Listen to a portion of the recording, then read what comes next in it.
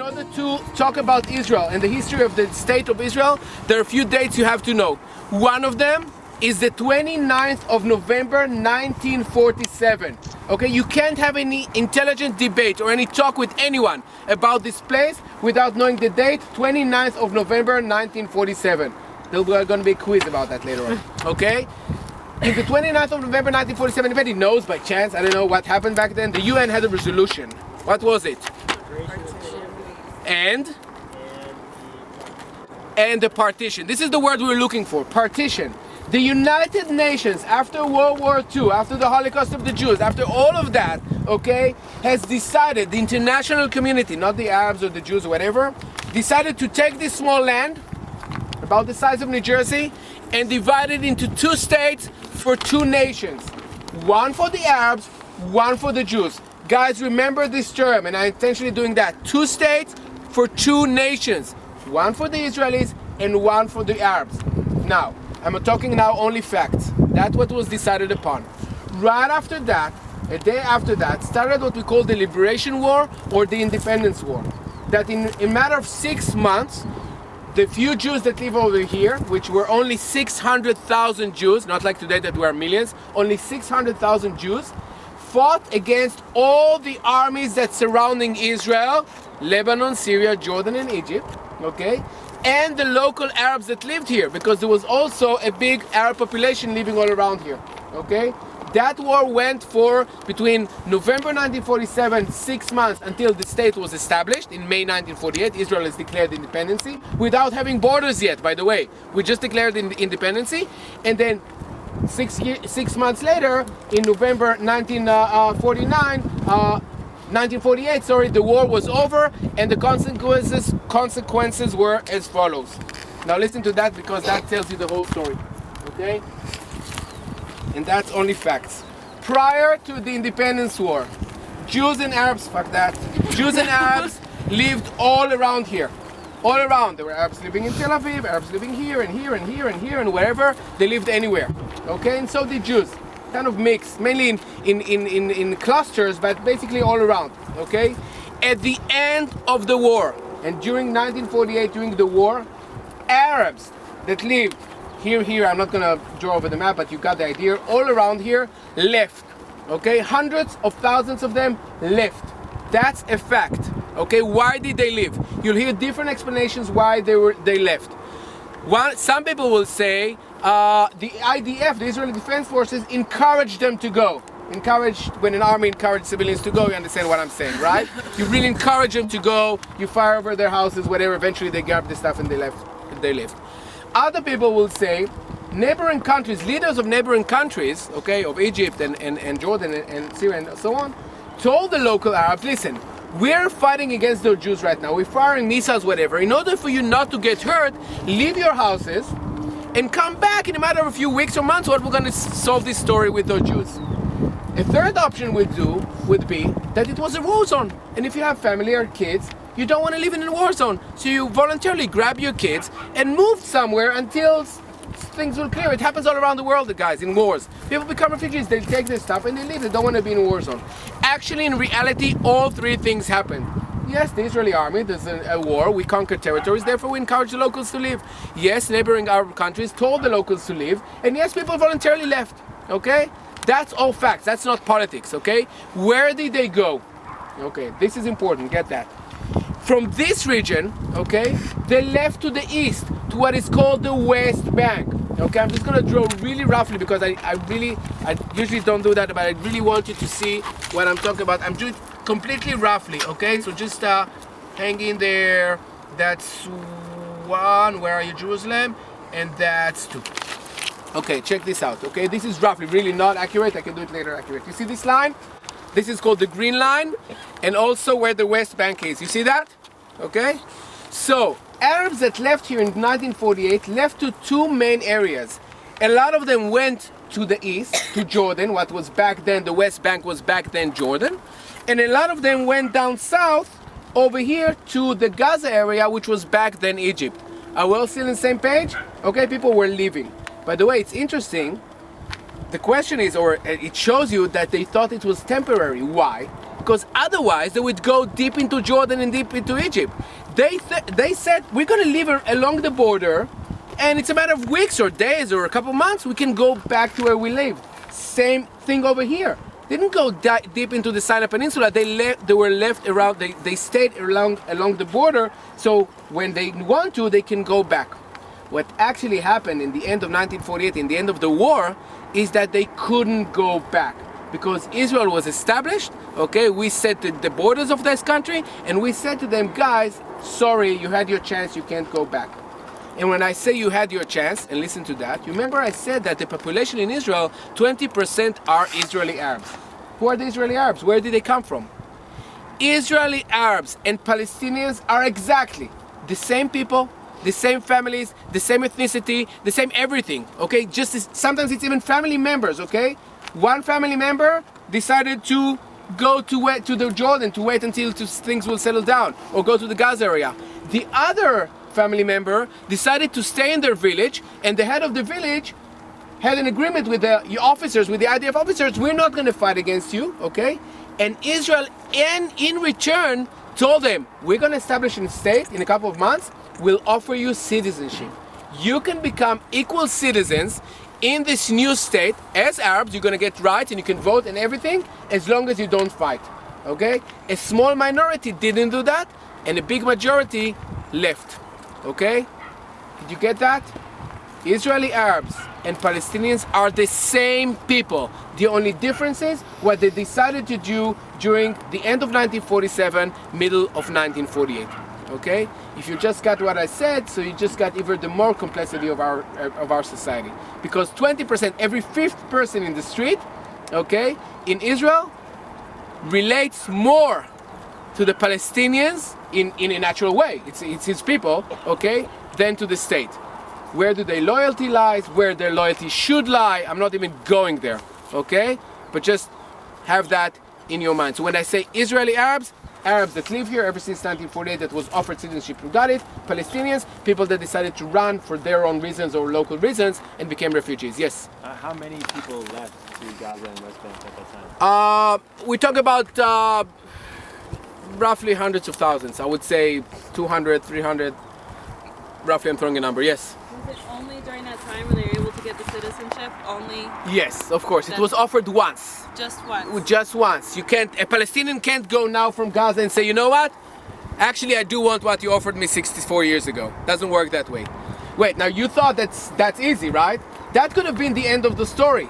Because in 1948, when Israel was established, this area stayed Jordanian. And this area was Egypt.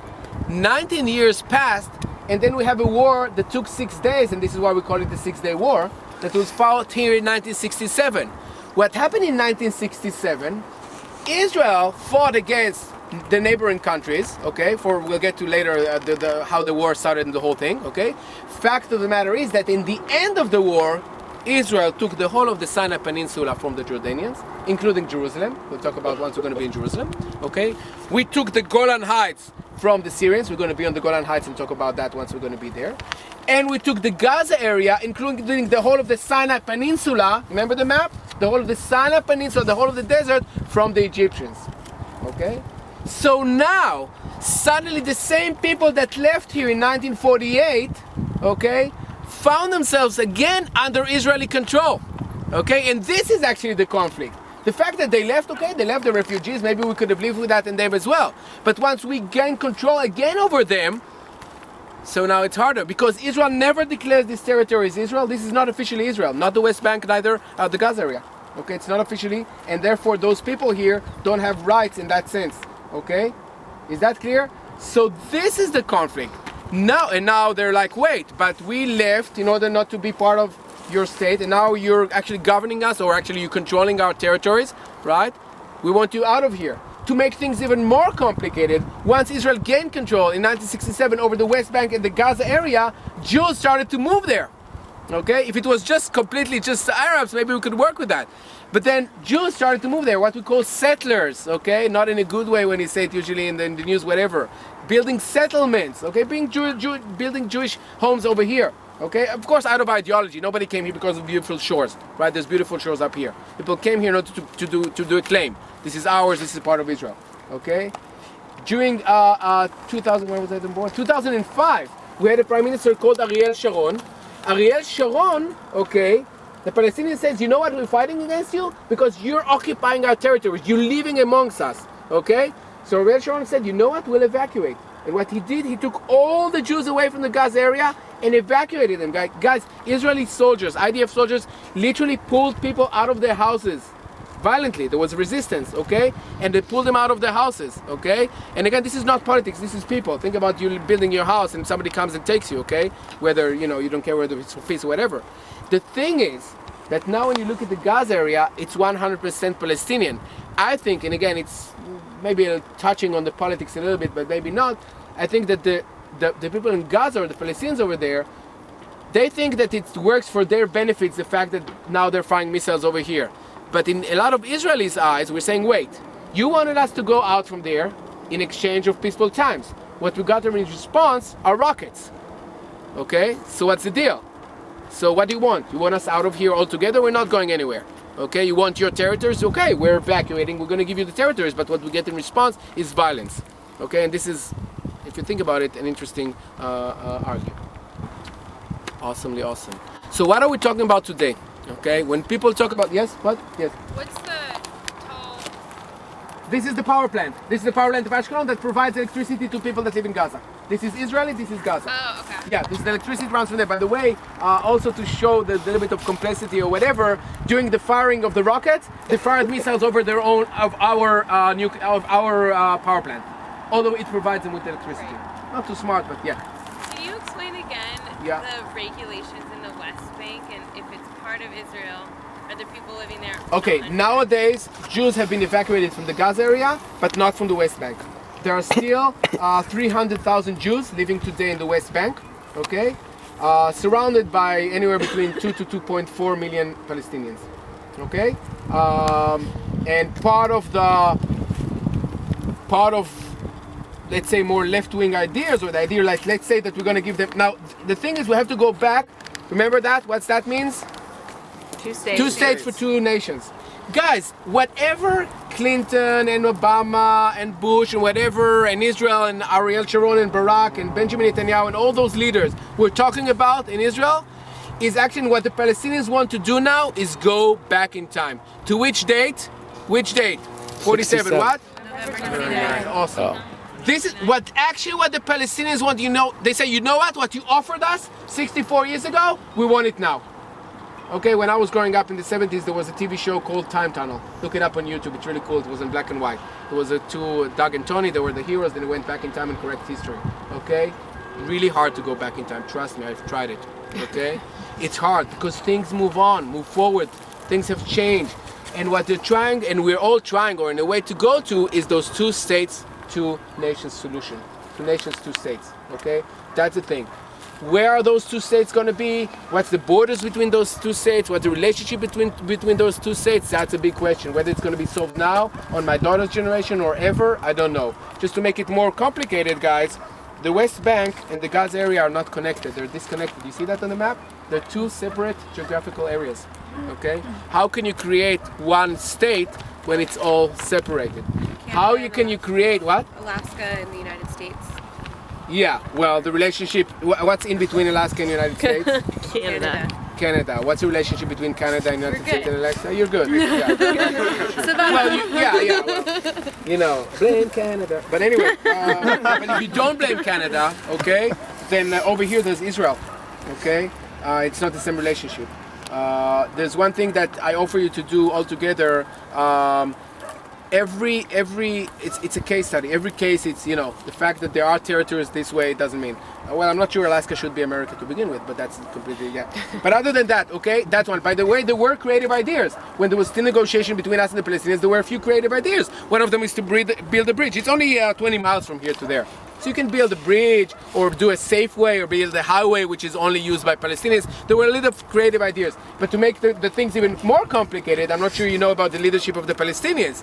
Now what happened, okay, a few years ago, okay, the Hamas, which are the extremists, decided to take over the Gaza Strip, okay? They killed the Fatah, the PLO people, okay? Scared them away, and now, not enough that those two territories are separated geographically, they're separated leadership-wise. Okay, Hamas not acknowledging Israel existence at all, not willing to negotiate with us on anything. Same way by the other way around, we don't acknowledge them, and it basically always reminds me like when my daughter was 3 years old. It's like, Dad, I'm not here. Okay, that's basically the same thing. Okay, yes, we're here. Yes, they're there. The whole thing. And the West Bank is controlled by the PLO or the Palestinian Authority that's been acknowledging Israel. We acknowledge them. We negotiate with them. We give them territories and this and that, whatever. Yes. So do you say that dirt road is the border? That dirt road. You see the dirt road that goes that way? Yeah. That's a border. So there's no fence? Oh, there is. You can't see from here. Trust me, there's a fence. Oh, okay. Trust me. So there's it's just not a huge fence. It's not a wall. It's big enough for you. Trust me. You want to walk there and try and see it? There's no way you're gonna get even close. Okay. The thing is, there's a few. It's always the case. People always ask this question. Even once we're gonna see the border between Israel and Syria or with Jordan, whatever. The fence is very simple. Well, very simple. It's first of all, it's being monitored 24/7. Okay, there's no way you can move. There's soldiers sitting, and there's movement, motion detector, heat detectors at night. There's this blimp. There's patrol boats. The fence over there is touch sensitive. You touch it, it sends a signal. Landmines. There's no way you can just cross over it. No way on earth that you can cross it. Yes, anything else? Yes. This is one of those there aren't any dumb questions. Yes. The West Bank is called the West Bank because it's on the west bank of the river. Which means that who gave it the name? The Jordanians, exactly. Actually, it's a good question. Yes, the West Bank. By the way, the West Bank, you'll hear there's a few terms to call the West Bank, and that's also like everything in Israel, nothing is just what it seems, because the West Bank is a name that was given by the Jordanians. Israelis call it Judea and Samaria, which are ancient biblical names, Yehuda v'Shomron, and other people call it the occupied territories. You understand what they're thinking about that? Yes. I was wondering about the UN's recent vote Yeah. to make Palestine a Yeah. non-member state or something. What about it? Yeah, non-member observer state. Yeah. Can you talk about how that affects the current situation here?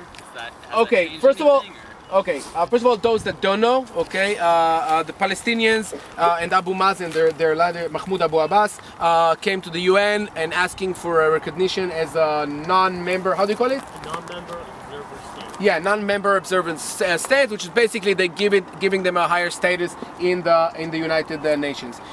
When you ask how it affects Israel or the relationship between us and the Palestinians, it depends who you ask, because it has politics behind it. Some say it's a great thing, okay, and it's also only bring them closer to establishing a state, people that support that, and some say it was a wrong move and they're acting against the Oslo agreement that we had that was signed in the 90s.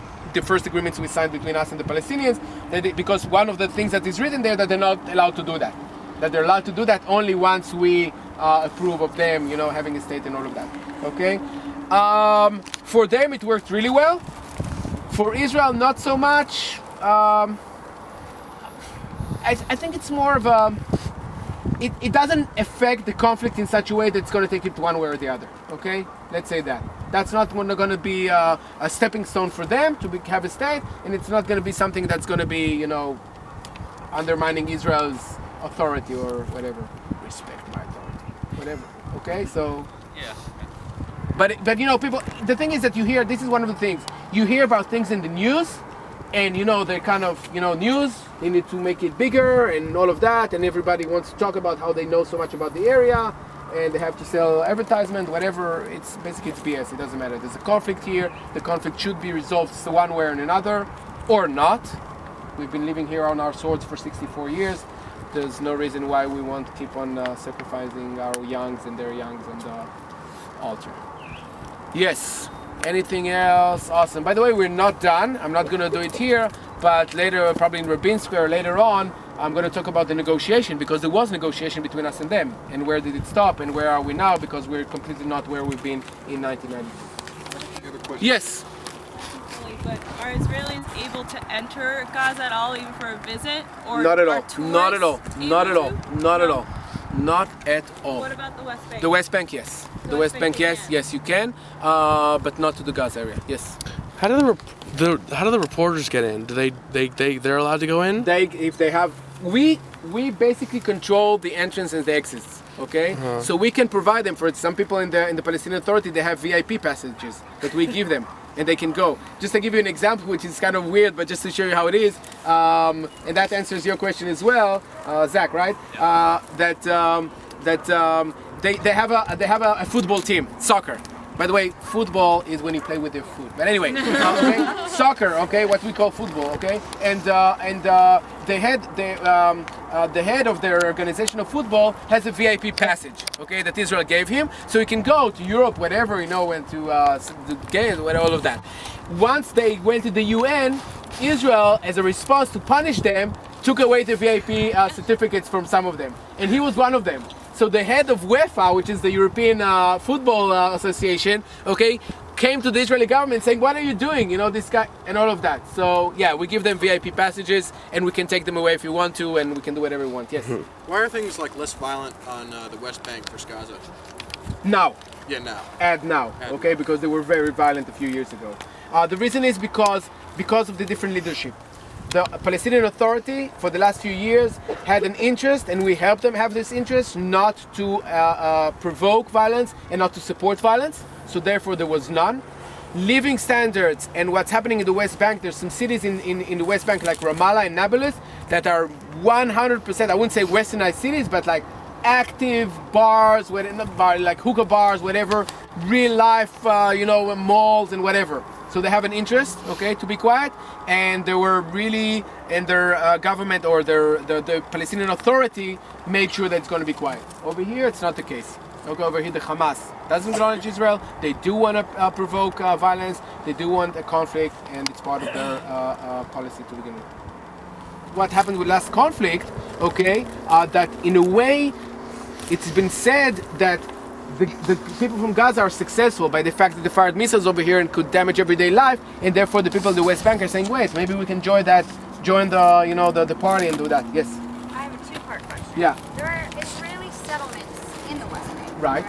Correct. So I don't understand how that works if it's not recognized as Israeli territory. Right. It doesn't.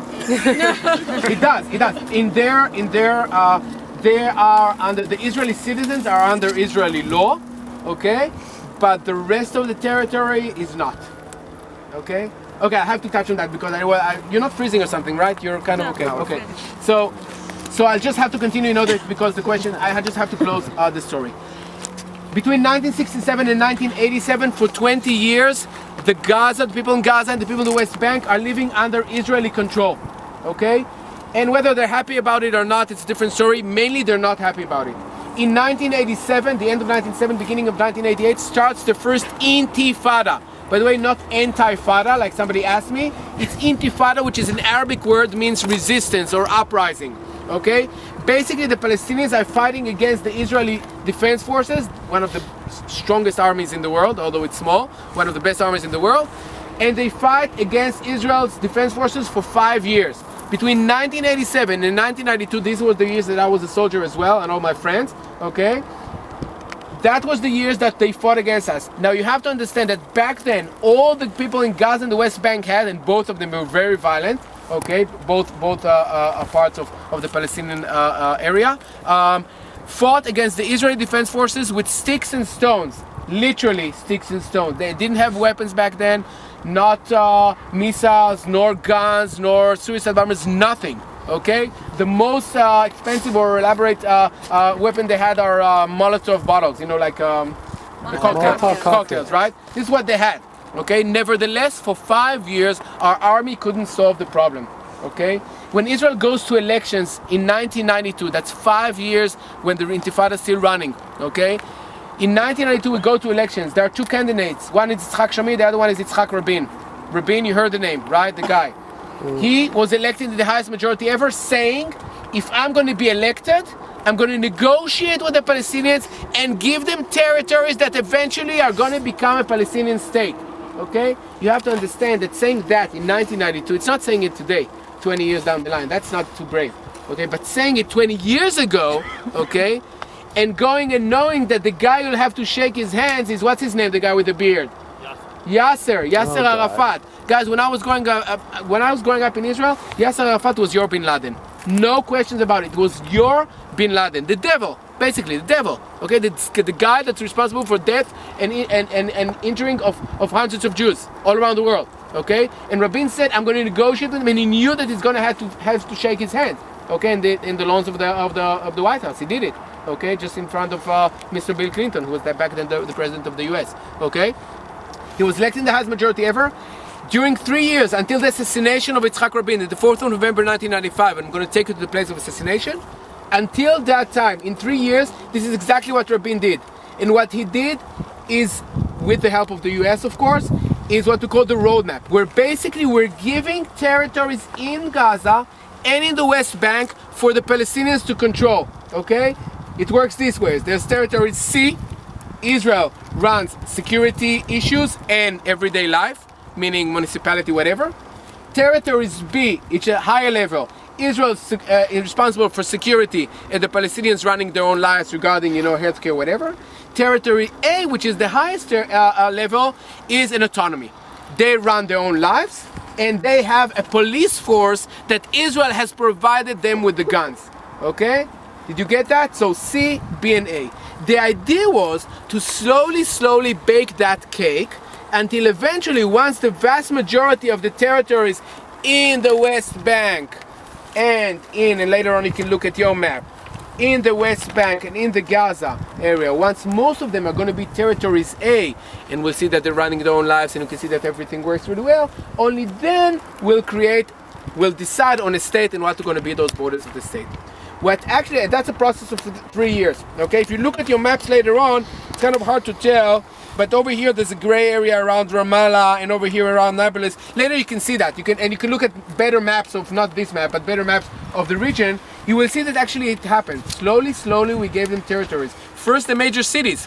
Ramallah, the cities that I mentioned that are really flourishing today. Ramallah, Shechem, Jericho. Okay,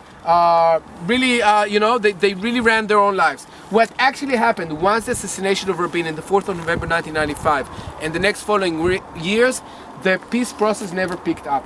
I use the equivalent of a cake because what we have today is a half-baked cake. What we have, it's as if somebody, I never bake, by the way, I cook, but I never bake, but whatever time is, whatever temperature, you pull it out before time. And what you have are pockets that are done, okay, which are territories A, and pockets that are raw, okay, which are territories C. And this is where we stuck, neither here nor there. Okay, so we did form the Palestinian Authority. They do have an autonomy on some areas, and they don't on others. And this is why, to go back to what you asked, so yes, there are Israelis living there, not under an autonomy of the Palestinians, okay? Now, to go to your question, where was it? To go back, whether we can go into there? Okay, I can't go to the Gaza. I can go to the West Bank, but I can't go to territories A. Okay, if I have tourists that go to Bethlehem, where Jesus was born by Christian tradition, of course. Okay, which is 10 minutes from Jerusalem. I bring Christian groups, to the checkpoint. They go in, I stay out because I'm Israeli. Okay, I can't go to Bethlehem. I'm not allowed to go to Ramallah. Okay, and to other places. I can drive around territories C or B. I can't go to territories A. So if it wasn't complicated enough till now, so it's even more complicated. Yes. Who controls the border between Egypt and Gaza? Does Egypt control that? We control one side and the Egyptians control the other side. I can't say that the Egyptians and us always work hand in hand. When we have a mutual interest, we do. When we don't, we don't. We also have to remember that those underground tunnels that I mentioned earlier, that basically everything runs through there. And to go back to, I'm sure you all heard about the flotilla, right? That they're an attempt to bring boats from Turkey or whatever, to bring supplies or whatever to the Gaza. It was more of a, it's not that those boats would save, children over there or food or whatever. It was more of a declaration of thing that they support them. Unfortunately, our Navy SEALs took over those boats. In the process, they were attacked. They reacted. Some Turkish citizens got killed, and now that kind of brought the relationship between Israel and Turkey down the slope and all of that. So yes, there are the only way that things go in. And oh, by the way, we do let things go in, like food and healthcare and all that. We do let in. We're not letting in any metals. Okay, God forbid they're gonna make rockets and fire at us, which they do anyway. Okay, concrete, some materials that we're not letting in, fertilizers, because fertilizer, I'm not sure you know, it's a good material to make bombs off. Okay, but they find ways to find it anyway. Awesome, I really didn't so expect to have this talk now. Yes? I just had a question about, I was reading an article recently about, I guess the most recent Palestinian democratic election. Okay. And how it wasn't recognized by the U.S. government. I was just wondering if that's something that I never heard about in the news. I was wondering if you could... Okay, I'll tell you something about that. The question was about the democracy of the Palestinians and... the most recent election, or Palestinian election, and how the U.S. government didn't recognize it. I'll tell you something, okay? I'll say that's kind of my personal opinion or my perception. It's not so much, but I think that living in the Western world and in the values that we believe in, let's assume that we all believe in the same values of democracy and liberalism and all of that, we're assuming, like it's been in history, that if you say democracy, right, it sounds like, democracy, right? And we're still going to be, and everybody's going to be equal. And women are going to be equal, and we're going to love each other, and kumbaya, and democracy, right? It's a kind of cool word, democracy. We're not talking the same language. People are not talking the same language in the world. The fact that we decided to live in democracy is the least worst way of governing people. Okay, I didn't mention that. I didn't say that. Somebody else said it. I'm just quoting. This is the thing is, and I'll tell you something. We say democracy. Look what happens in Egypt. Okay, in Egypt. Okay, they took down Mubarak. Right? And they're like, yeah, now we'll have a democracy. And everybody was thinking, that McDonald's is... I don't know what people were thinking. Guys, it's not the same mindset. Okay, it's different. And they elect. But you know what? Let's assume that they do think democracy is what we think it is. Okay, which is not, because you see what Morsi just did. If you follow in the news, Morsi just did now in Egypt. Okay, a week ago, he had a decision that basically takes democracy and throw it out of the window after he was democratically elected. Okay, that's one thing. The other thing we should remember, and that's, I think, that kind of, that's all, for the whole of the Western world and all of that. If you say democracy and they elect someone, so if you're really into democracy, this is who they elect, okay? If you think they're I don't know, terrorists or whatever, okay, so the people here want terrorists to lead them. You know what I'm saying? This is the same way. Hamas, they had election here in Gaza, and they elected the Hamas, okay, the extremists. And Israel like, oh, but you elect the... What do you want? You told them elect. This is who they elected. Okay? If you're so into democracy and we're so liberal, whatever, okay, and none of us are, okay? We're all biased. We're all fucking racist. This is what we are. We're people, okay? Don't try and look at your eyes better than you are. We're people. We're all people, okay? And we would like to look at other people differently, but that's not the case, okay? So therefore, let's not be too, and people do that. I'm not replying to you, I'm talking all together. When people talk to you, that's the way it is. Oh, we want a democracy. Yeah, well, democracy, here you go, in your face. This is democracy. This is who they elected. Are you going to talk with them? No, we wanted you to elect someone else. Then this is not fucking democracy. This is something else. Okay? They choose not to have Hamas if you're assuming that the elections there are legit and everything legit, then yes, there is. Okay. Again, but we don't know. It's interesting because if you think about it, even before they took over in 2005, most Palestinians elected the Palestinian authorities to be their leaders. Okay, Hamas took over the Gaza Strip in force to begin with. After they took it in force, they let people an option to vote, which is kind of who you're going to vote for. Ghostbusters. What? Anyone? Awesomely awesome, guys. I love you. Thank you for the questions. It's awesome. We're walking back to the bus and driving to a Bedouin tent in the middle of nowhere. How far is it? Around an hour.